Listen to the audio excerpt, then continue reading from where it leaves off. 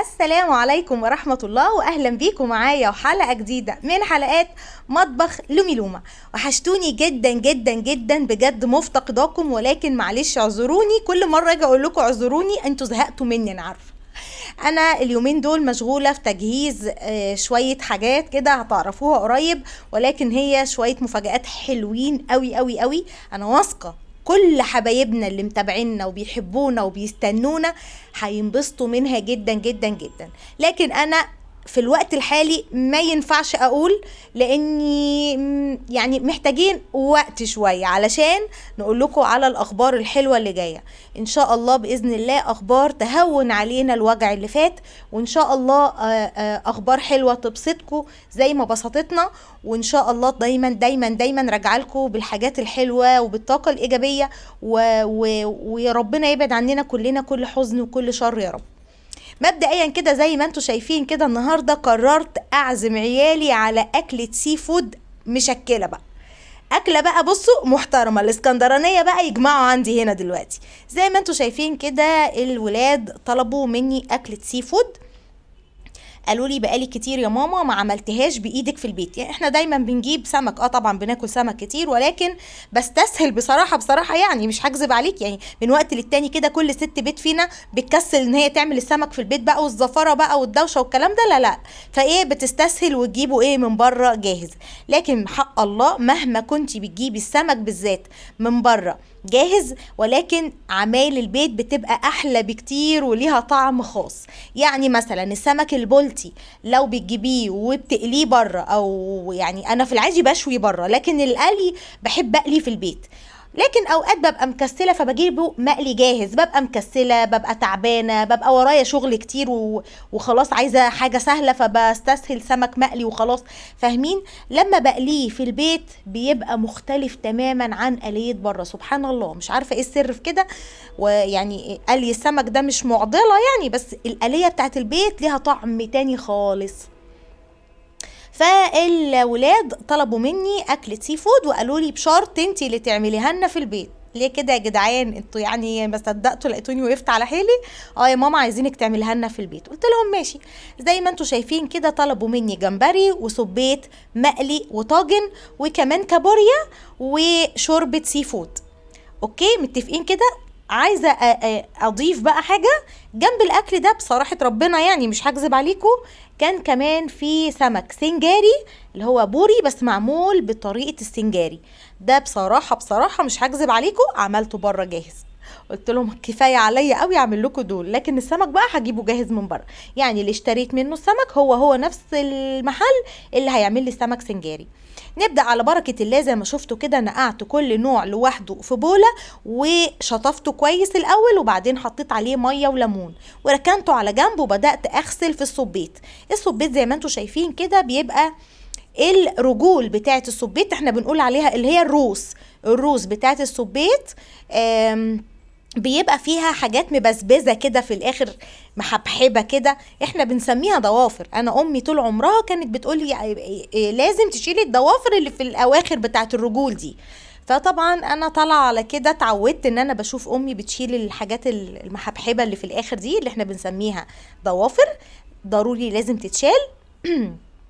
عايزه اقولك ان انت لما بتعملي الصبيت طاجن بره، يعني اللي بيعمل لك الاكله ما بيهتمش ان هو يشيلها. يعني طبعا بص انا واقفه واخده واحده تحت الحنفيه وبشيل في الضوافر بتاعتها. هو حضرتك مش هيعمل لك الكلام ده، يعني في اوردرات غيرك كتير قاعده مستنيه، مش هيقف يمسك لك واحده ويقعد يعملها لك كده تحت الحنفيه. فطبعا عشان كده بقول لكم حاجه البيت احسن وانضف 100 مره.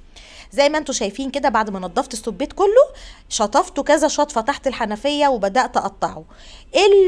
البطن بتاعه السبيت نفسها بقطعها لشرايح كده بالطول، ودي هتتقلى خلاص. اما بقى الروس بتاعت السبيت فزي ما انتوا شايفين كده بعد ما غسلتها بقطعها لقطع الى حد ما متوسطه، مش صغيره قوي ولا كبيره قوي، علشان هي دي اللي هتتعمل طاجن.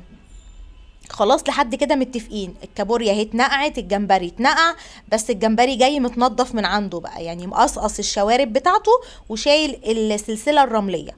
يعني بصراحه ما شاء الله يعني عليه حاجته نظيفه جدا وبيريحني قوي، بيجيب لي الحاجه نظيفه زي الفل. المهم زي ما انتم شايفين كده انا قطعت الصبيط لقطع صغيره، وزي ما انتوا شايفين كده بقى هبتدي اقطع الروز كلها لقطع صغيره زي ما قلت لكم.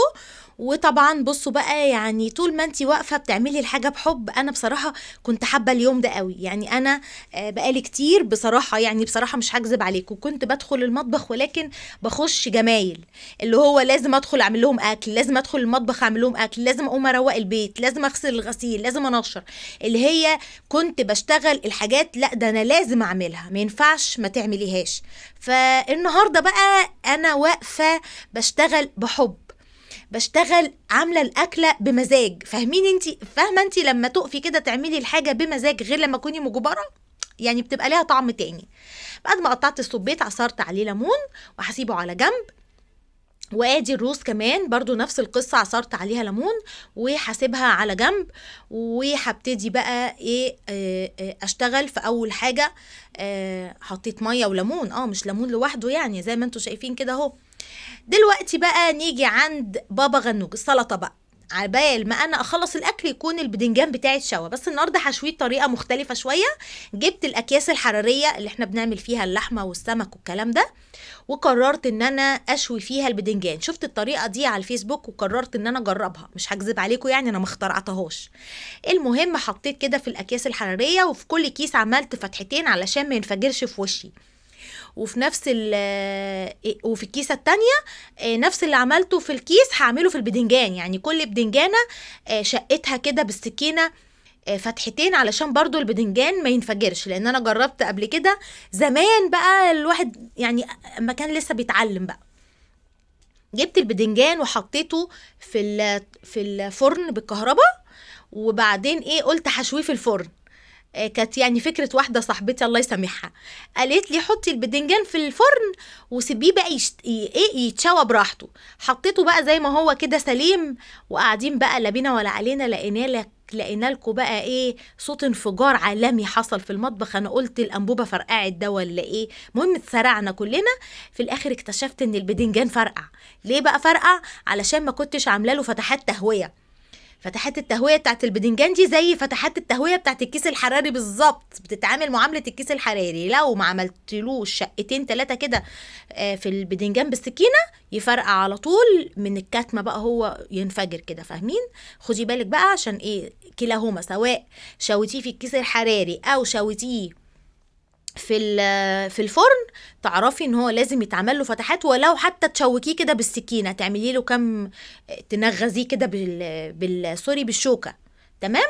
طيب هنا بقى هبتدي اقطع شويه طماطم على شويه فلفل الوان على شويه بصل على شويه توم، كوليكشن كده خضار، علشان ابتدي اعمل اكلي. وبما ان انا الاكل كله النهارده هيحتاج مني كميه طماطم على كميه فلفل على كميه بصل على حبه الخضار الامارات دول اللي بيعملوا طعم طبعا للاكل. هنا بصوا بقطع الفلفل الالوان مع الفلفل الاخضر مع فلفل اخضر حراق مع طماطم مع فلفل اصفر، كوليكشن كده. الكوليكشن بتاع الخضار ده هو اللي بيدي طبعا للطواجن بتاعتك او اي حاجه بتعمليها في الفرن مثلا، بيدوها طعم حلو قوي. في الكبه بتاعتي الامرايه دي حطيت شويه توم كده محترمين، معاهم كام قرن فلفل حراقين شطه بقى ماشي، مع كام عود كرفس، كام عود كزبره، كام عود بقدونس، وشويه من الفلفل الرومي ده اللي انا مقطعاه. وهحط التوابل بتاعتي بقى ملح، فلفل اسود، كمون. طبعا الكمون هنا ملك التوابل بقى مع الاسماك.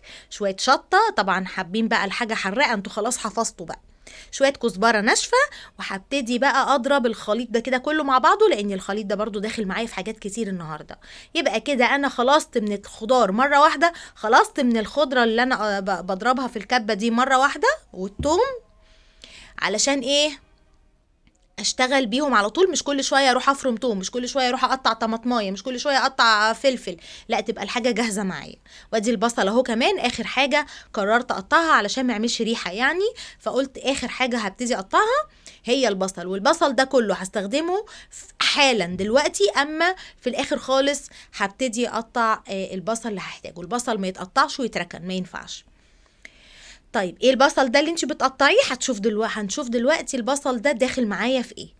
خلاص بقطعه كده، بقسم البصلايه على 2 على القطاعه بتاعتي، وممكن على ايدك، اشتغلي بالطريقه اللي تعجبك. هشتغل دلوقتي في الجمبري.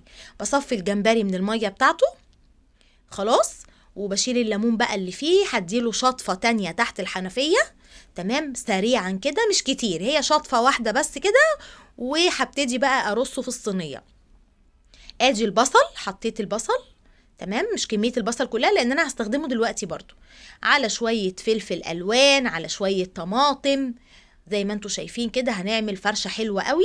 وبعدين شوية من خليط التوم اللي احنا ضربناه دلوقتي، وهدعك كل الخضار ده مع بعض، وانزل بالجمبري ولخبط يا معلم، لخبط لخبط لخبط لخبط، هيطلع احلى طاجن جمبري. بصوا تحفة. زي ما انتوا شايفين كده. انا ما حطيتش ملح ليه؟ لاني انا حاطه ملح في التحديقه اللي انا ضربتها في الكبه. تحديقه التوم فيها ملح، فما فيش داعي ان انت تزودي بقى ملح. خلاص كده. طيب خلاص يا لومي، هتعملي ايه كمان؟ هجيب الورق الفويل، قرن الفلفل ده بقى يعني لازم بقى لزوم مش شطشطه بقى، من غير ولا نقطة مية. ليه؟ الجمبري هينزل مية والخضار هتنزل مية، فما فيش داعي ان انا ازود مية. غطيت بالورق الفويل وعلى البوتاجاز مين؟ على الفرن، دخلت الفرن. الكابوريا حطيت من نفس الخضار ده في القاع بتاع الصينية بتاعتي، ورصيت طبقة من الكابوريا، ودي طبقة تانية من الخضار، بصل، توم، اللي هي خلطة التوم يعني، طماطم، خضار بقى من اللي انا مقطعاه. حطيت على طبقتين ليه؟ علشان انا مش هقلب الكابوريا دي، فحبيت ان هي تشرب من طعم الخضار كله. خلاص. طيب تمام كده. طيب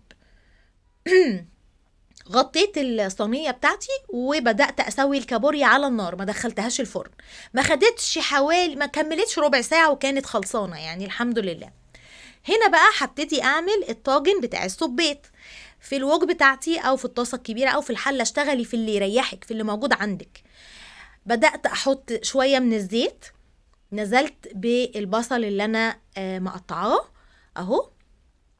بدات اشوح البصل بتاعي، انا مش عايزه البصل يغمق. واخدين بالكم؟ خدوا بالكم من المراحل دي، مهمه جدا. البصلايه بتاع الطاجن الصبيط لو غمقت منك، اعرفي ان الطاجن ده هيطلع ممرر، فخدي بالك كويس جدا من لون البصلايه وانتي بتشوحيها.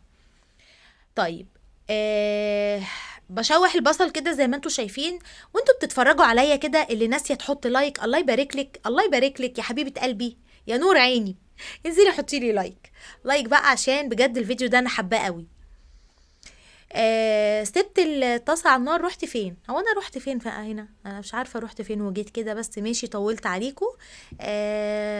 بشوح البصل زي ما انتوا شايفين كده، ما زلت لسه في مرحله تشويح البصل. بقلب كويس قوي، قلب قلب قلب قلب، فاكرين؟ قلب قلب قلب قلب. المهم هنزل بقى بمعلقه من معجون التوم اللي انا هرسته في الكبه معاكم. معجون التوم ده ما شاء الله عاش معانا الفيديو بحاله يعني. كنت عملت كميه حلوه دخلتها في كل اللي انتوا شايفينه ده. هشوح بقى لما ريحه التوم كده بدات تطلع قوي وتفحفح معايا زي ما انتوا شايفين كده يعني اهو. لا البصل اغمق ولا التوم اتحرق ولا اي حاجه. خدوا بالكم يا دوب بس الحاجه بتدبل والتوم ريحته تطلع معاكي، ريحته بس تطلع. خلاص هتبتدي بقى تعملي ايه؟ تنزلي بقى بالطماطم. شايفين؟ ادي كميه الطماطم. هشوحها الاول تمام التمام كده، واحس ان هي بدات تدوب معايا، بدات تدوب، ما هريهاش. وبعدين انزل بالفلفل، لا تشويحتين كده بس يا دوب ادبلها. خلاص. وبعدين ابتدي اعمل ايه؟ ابتدي انزل بشويه فلفل من اللي انا مقطعاهم معاكم دول من شويه. خلاص. مش عارفه بسيب الحاجه على النار واروح فين. ما تيجي يا لومي خلصي اكلك. اهو شايفين؟ اهو الفلفل بعد ما الطماطم بتاعتي بدات تدبل، بدات انزل بالفلفل اللي انا مقطعاه. فلفل الوان بقى، وفلفل رومي، وفلفل حراق، كله مع بعضه. هبتدي بقى اشوح الخضار كله مع بعضه. وفي الاخر خالص هبتدي اعمل ايه يا امارات؟ هنعمل ايه يا امارات؟ هنحط لايك للومي. يلا لايك حلو بقى اللومي. بعد ما شوحت الخضار هبتدي انزل ب شويه الخضره دول، اساسهم الكرفس. اساسهم الكرفس. انا قلت اهو حبة شبت على حبة بقدونس ومش كتير، يا دوب كبشة كده، كبشة مشكلة، بقدونس، كزبرة، شبت وكرفس. والكرفس مهم. بصوا هنا بوريكم شكل الكابوريا بعد ما استوت. ما شاء الله، بجد بجد بجد كانت الأكلة دي ممتعة جدا. طيب هنا خلصت خلاص الخضار بتاعي وشوحته تمام التمام. هنزل بقى بالصبيت اللي هي روس الصبيت، الروس بتاعت الصبيت. خلاص اديها تشويحتين 3 كده وتقلبتين 3 كده مع الخضار، احس ان كل المكونات دخلت في بعضها كده وشربت من التتبيله القمر اللي انا عاملاها. طبعا الريحه مش عايزه اقول لكم كانت عامله ازاي، كانت ريحته قلبه البيت كله. تشويحه حلوه كده تمام. هنا كان في نص ليمونه، فاكرين كان معصور منقوع فيها الصبيت، كنت ناسيها يعني. طيب تمام كده. بصوا خدوا بالكم خدوا بالكم، بدأ ينزل ميه. حطيت هنا معلقه بابريكا. ليه؟ عشان تديني لون احمر كده شويه، تحمر لي اللون شويتين. خلاص في صينيه، وبدات انزل بالخليط ده كله في الصينيه القمر دي. وهبتدي دلوقتي اعمل ايه؟ اغطي بالورق الفويل ويلا يا معلم على الفرن. خلاص درجه حراره مش عاليه قوي، تمام، متوسطه، علشان الميه ما تنشفش ويتلسع منك ويبقى لسه الصبيت ني. درجة حرارة متوسطة على الشبكة في النص. وابتدي بقى احطي هنا بقى البدنجان بتاعي طلع. بصوا القمر بقى، البدنجان زبدة. عارفين زبدة يعني؟ بصي في ناس، او انا كنت من الناس دي، بشوي البدنجان على البوتاجاز من فوق.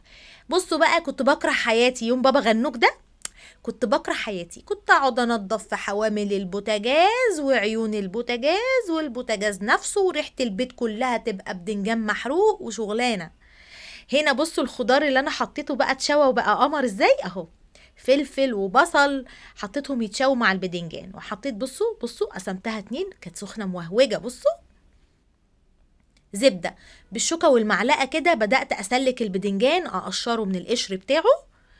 ولما هدى شويه بدات اقشره بايدي عادي خالص، ما كنتش بتلسع ولا حاجه. بصوا القشره بتطلع هوا وهو زبده.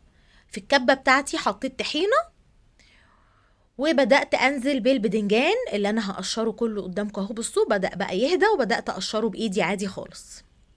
لسه سخن والله. بصوا بستخدم برضو الشوكة تساعدني شوية، بس طبعا أنا عشان كنت مستعجلة وعايزة أخلص بقى كنت بقشره وهو سخن. ادي البدنجانة التانية اهو. بصوا زبدة على فكرة، ما أخدش نص ساعة في الفرن، ولا وسخت البوتاجاز ولا وسخت الفرن ولا حاجة خالص. في الكيس طلع باشا كده، طلع من الفرن اتقشر ودخل على الكبة، هيتفرم في الكبة. بس نخلص مرحلة التقشير دي. عايزاكم بقى في الكومنتات تقولولي بتتفرجوا عليا من انهي بلد، عشان افرح بيكم بقى وبنفسي. واخدين بالكم حبايبي بقى؟ اكتبولي بتتفرجوا عليا من انهي بلد، وعايزه لايك للفيديو لو عجبكم. وعايزاكم كمان في الكومنتات تخمنوا ايه المفاجآت اللي مستنياكم الفتره الجايه دي، وانا مشغوله في ايه وما كنتش بطلع كتير ليه. عايزه التخمينات القمر بقى. هنا حطيت معلقه كبيره من خليط الثوم ده، اخر معلقه خلاص اتفضلت. وعصرت ليمون. الليمون على حسب بقى الرغبه، عايزه ليمونه 2 على حسب الكميه كمان. شويه خل. وهبتدي بقى ايه؟ افرم او اضرب كل كميه البدنجان دي بقى مع الطحينه مع كل الفيلم ده، وهسيبه بقى على جنب. فرمته بقى كويس قوي. هنا حسيت ان هو محتاج شويه طحينه كمان، فحطيت شويه طحينه كمان وضربتهم او قلبتهم مع بعض كده زي ما انتم شايفين. وهنشوف دلوقتي لما نغرفهم في الاطباق هيبقى شكلهم ايه. طيب هنا بقى هنبتدي نعمل الشوربه بتاعت السي فود زي ما انتم شايفين. معلش الكاميرا كنت فاكره ان هي شغاله كالعاده، ولكن طلعت مش شغاله. قطعت بصلايه صغيره جدا، فرمتها ناعم قوي، وشوحتها ونزلت بالكميه الحاجات اللي انتوا شايفينها دي، كابوريا على جمبري على صبيت. الكابوريا طبعا قسمتها نصين، وبدأت أشوح في الشوية دول كده مع البصلاية لغاية ما حسيت اني ريحتهم طلعت قوي كده وفحفحت. بدأت انزل عليهم بايه؟ بكيلو من الحليب. خلاص ده كده كيلو من الحليب. كيلو الحليب قصاده كيلو ميه. يعني بمعنى ايه كيلو ميه دي يا لومي؟ يعني 4 كوبايات حليب قصادهم 4 كوبايات ميه. معادله كده، كوبايتين حليب قصادها كوبايتين ميه. ماشي. هنا بقى بعد ما بدأ يخش في الغليان، بدأت أظبط الملح والفلفل الأسود. شوربة السي فود ما بتحتاجش بهارات أكتر من الملح والفلفل الأسود، ما تحطيش، يعني الافتكاسات فيها مش محبوبة يعني. هنا بدأت تغلي، نزلت بكوباية من الجزر المبشور. تمام. والجزر هنا اداها طعم وغناوة، بصوا تحفة تحفة. هنا هننزل بقى بعلبة من كريمة الطبخ. انا بستخدم جهينة، علبة صغيرة مش كبيرة، وزي ما انتوا شايفين كده بتديها قوام وطعم، بيودوها في حتة تانية، بيخلوا طعم الشوربة دي بيروح في حتة تانية خالص. كده الشوربة بتاعتي خلصت، لا بحط لها دقيق ولا بحمر لها دقيق ولا اكتر. بصوا اكتر من اللي انا عملته فيها ده ما بعملش، وبيبقى طعمها تحفة. هنعمل الرز. حطيت كمية من البصل، وبصوا البصل لازم يوصل للون ده، لان هو ده الرز البني بقى بتاع السمك. بعد ما غمقت البصلاية بالشكل ده، نزلت عليها بالرز. تمام. هشوح الرز كويس، والمرحله دي مهمه قوي بقى، دي اللي بتخلي الرز معاكي مش معجن، بيطلع الرز مفلفل. نشفي الرز بقى الى بصوا يعني لحد ما ربنا يقدرك، افضلي قلبي فيه لحد ما تحسي ان الرز نشف في ايدك. وبعدين طبعا بتبقي مسخنه ميه في الكتل، غاليه ميه في الكتل، وبتنزلي على الرز بعد ما شوحتيه كويس بالميه المغليه، بتغطي الرز بالميه. التسويه العاديه بقى بتاعت الرز بقى، انا مش هعلمكم بقى تعملي رز ازاي، يعني ولا هعلمكم تعملوا الاكل ازاي، انتوا اصلا زي الفل يعني. بس كل الفكره ان احنا بنتشجع من بعض. انا ببقى حريصه دايما ان انا اقول لكم كده في كل فيديو، لاني بجد دي الحقيقه. حطيت الملح والفلفل الاسود، وهقلب تقلبتين، وههدي النار شمعه. تمام. وهغطي وهسيب الرز بتاعي يتشرب. تمام كده تمام. بصوا بولع العين التانية دي، وهديت النار خالص، وهحط الشياطه. ايه ده، انا ما حطيتش شياطه ليه؟ المفروض احط الشياطه، واهدي النار خالص، واغطي واسيبه يتشرب على اقل من مهله. اي مش بقول لكم لازم احط الشياطه؟ ازاي انا كنت ناسياها، جدع يا لومي. هنا بقى هبتدي اقلي الصبيط. حطيت شويه دقيق. تمام. والدقيق ده احط عليه شويه ملح وشويه فلفل اسود. هنا الصبيط انا ما صورتش الخطوه دي، اخدت شويه من التتبيله بتاعت التوم فاكرينها، ولخبطت كده، او يعني تبلتها كويس. تبلت الصبيط اللي هيتقلى بالخلطه بتاعت التوم دي، وسبته على جنب لحد ما اخد شرب كده، واخد وده كده مع بعض كده من الخلطه اللي انا عملتها دي. وبدات اتبل، اغلفه بالدقيق واسيبه كده على جنب. ودلوقتي الزيت على النار بيسخن، وهبتدي انزل الكميه اللي انا تبلتها او غلفتها بالدقيق في الزيت السخن. تمام اهو. ايوه كده، لازم الزيت يبقى سخن معاكي، سخن قوي، علشان الصبيط بتاعك يتحمر ويستوى بسرعه. يعني انا دلوقتي معليه النار، بعد كده هديت النار وبدات اسيبه بقى يستوى براحته. كده انا خلصت الاكل، هنبتدي نغرف الغدا بتاعنا. هنا تمني كانت بتجيب بقدونس عشان تجرنش لي الاطباق، يعني هي دي تمني، يعني لازم تخش تناكف فيا وانا شغاله في المطبخ. جت بقى على الاواخر وده خلاص قاعد بقى، ريحه الاكل هبلتها. هنا برش شويه بقدونس، وادي شكل بابا غنوج بعد ما عمل. بصوا لازم تحط التاتش بتاعها. ماشي يا ست تمني. بصوا السعاده اللي هي فيها، اكلتها المفضله دي. ادي الجمبري، بصوا الجمال بقى. هبتدي بقى اغرفه في الاطباق. بسم الله ما شاء الله، بجد بجد بجد الاكلات البحريه دي بتبقى يوم فضا بقى، يوم تكوني اجازه بقى ما وراكيش حاجه عشان تقعدي بقى تمصمصي براحتك. ادي الصبيط كمان خلص، وادي الكابوريا بتاعتي هبتدي ارصها في الاطباق. تخيلوا بقى ان انا ما بعرفش اكل الكابوريا. تضحكوش عليا ها. انا بحب الجمبري. ده الصبيط اهو، طلع طبق صغنون كده، بس عشان عمرو كان طالب مني صبيط مقلي كان لازم اعمله شويه. وادي الرز بتاعنا، شايفين مش معجن ولا حاجه ازاي، الرزايه برزتها ومفلفل وقمر اهو. كده هنغرف بقى كميه الرز او عدد الرز بتاع الاطباق بقى. تمام التمام كده. هنا تمانية ما زالت واقفه برضو عماله ترغي الخلق اهي. تمانية لما تجوع بصوا ما بتسيبنيش في حالي بقى، انا جعانه، راحه جايه تقول لي انا جعانه. خلصت كده الرز، وادي السبيت بتاعنا، شايفين الجمال اهو. ايوه بصوا بقرب شكشك كده وبقى جميل تحفه. وادي الشوربه بتاعت السي فود اهو. شايفين شكلها بيبقى عامل طعمها ايه؟ انتوا ما دقتوش، لكن بجد والله جربوا الطريقه دي على ضمانتي، على ضمانتي بجد. وانا لما بقول لكم على ضمانتي انتوا عارفين كويس قوي ان الحاجه بتطلع حلو. الشوربه طبعا فيها كل حاجه من الاكل اللي انا عملته، فيها صبيت جمبري كابوريا، فيها كل حاجه. ده شكل الاكل يا جماعه بعد ما غرفناه. اتفضلوا معانا. ده كان الفيديو بتاعي النهاردة، يا رب الفيديو يكون عجبكم، واشوفكم في فيديوهات جاية كتير الفترة الجاية. ادعوا لنا بتيسير الحال، وما تنسوش اللايك للفيديو. اشوفكم في فيديو جديد ان شاء الله، والسلام عليكم ورحمة الله وبركاته.